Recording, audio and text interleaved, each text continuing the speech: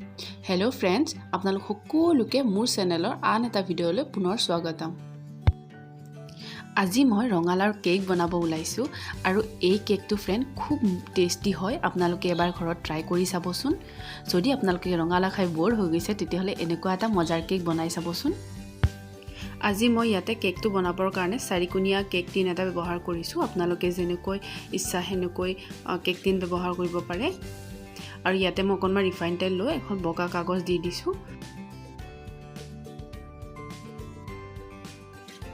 আজিৰ কেকটো বনাবৰ কাৰণে মই ইয়াতে দুটা কণী ব্যৱহাৰ কৰিছো। যদি আপোনালোকে ডাঙৰ কেক বনাব খোজে তেতিয়াহলে আপোনালোকে 4টা বা 3টা দিলেও হৈ যাব।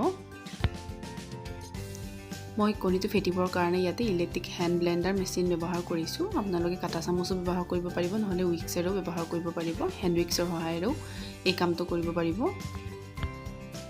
প্ৰথমে মই 3-4 মিনিট মান সময় ফেটি লৈছো।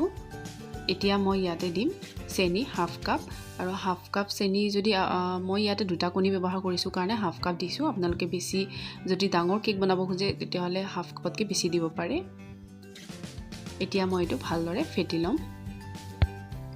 আজি মই ইয়াতে গোটা চেনি ব্যৱহাৰ কৰিছো। আপোনালোকে মিক্সিত পিচি চেনিখিনি লৈ ল'ব, তেতিয়াহলে ভালদৰে ফেটা যায়। কণীখিনি ফেটোতে চিনিখিনি একেবাৰে নিদিব, অকণমানকৈ মই ইয়াতে 3বাৰ কৰি দিছো। মোৰ ফেটা হৈ গৈছে, দেখিছে বহুতখিনি ফেন উঠিছে। আৰু যদি বেছিকৈ ফেন বিচাৰে তেতিয়াহলে আপোনালোকে 1 চামুচ ভিনেগাৰ দি দিব পাৰে ইয়াতে। এতিয়া মই ইয়াতে ব্যৱহাৰ কৰিছো 3/2 অংশ ৰঙালাও আৰু ৰঙালাওখিনি মই অকণমান খিজাই লৈছো আৰু মিক্সিত পিচি ইয়াৰে এটা স্মুথ পেষ্ট বনাই লৈছো।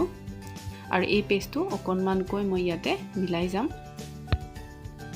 ৰঙালাওখিনি মিলাওতে অকণমান সাৱধান হ'ব লাগিব, যাতে ইয়াৰ কণীৰ যেটো ফৰ্ম আছে এখিনি যাতে ভাঙি না যায়। সেই কাৰণে লাহে লাহে আৰু এটা সাইডেৰে আমি ভালদৰে মিলাই যাব লাগিব।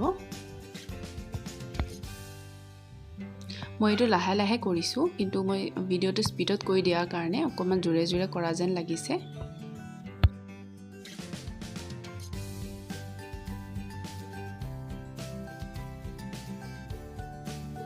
এতিয়া মই ইয়াতে দিম ৰিফাইন তেল। ইয়াতে ৰিফাইন তেল ব্যৱহাৰ কৰিছো মই 4/1 ভাগ আৰু ৰিফাইন তেলখিনি দি মই লাহে লাহে লৰাই যাম।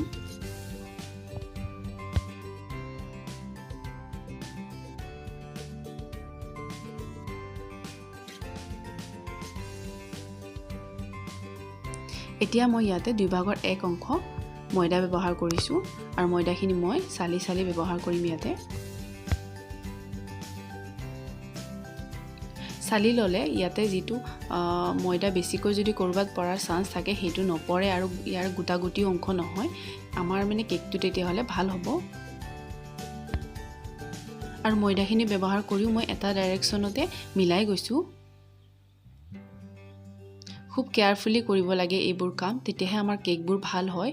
কিছুমানে কয় বোলে আমাৰ কেকটো দাবি যায়, তেতিয়া হলে এনেকৈ কিছুমান টিপছ আছে যিবোৰ আপোনালোকে যদি সময়মতে কৰে তেতিয়াহলে কেকটো কেতিয়া দাবি না যাব। আৰু ইয়াতে মই 1 টিস্পুন বেকিং পাউডাৰ দিছো।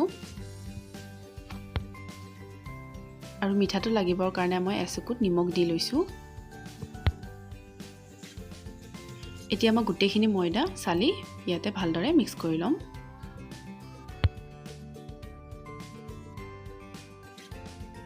এতিয়া মই অকণমান ফুড কালাৰ ব্যৱহাৰ কৰিছো। হালধীয়া ৰংটো আপোনালোকে ব্যৱহাৰ নকৰিলে হ'ব, এনেও আমাৰ ৰঙালাও দিয়াৰ কাৰণে হালধীয়া হৈ গৈছে। তথাপিও মই অকণমান হালধীয়া ৰংটো দি লৈছো। এতিয়া মই এইখিনি কেক টিনত বাকি লম।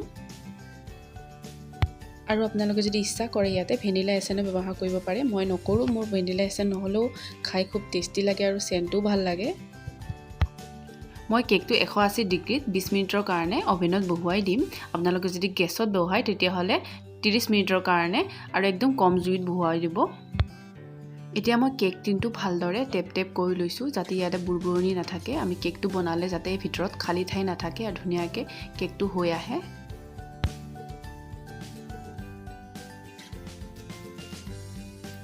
মোৰ এই কেকটো পুৰা মোটামুটি 20 মিনিট সময় লাগি গল আৰু 25 মিনিট সময় ৰাখিলে ৰাখিব পাৰিলোহেতেন, কিন্তু মই ৰাখা নাই। মোৰ অকণমান জ্বলি গলে ভাল নাপাওঁ। আজিৰ ৰেচিপিটো ফ্ৰেন্ড যদি আপোনালোকৰ ভাল লাগে তেতিয়াহলে লাইক শেয়াৰ সাবস্ক্ৰাইব কৰিবলৈ নাপাহৰিব। লগতে বেল আইকনটো বজাই দিব। আকৌ আহিম নতুন এটা ভিডিঅ' সৈতে, তেতিয়ালৈ বাই বাই।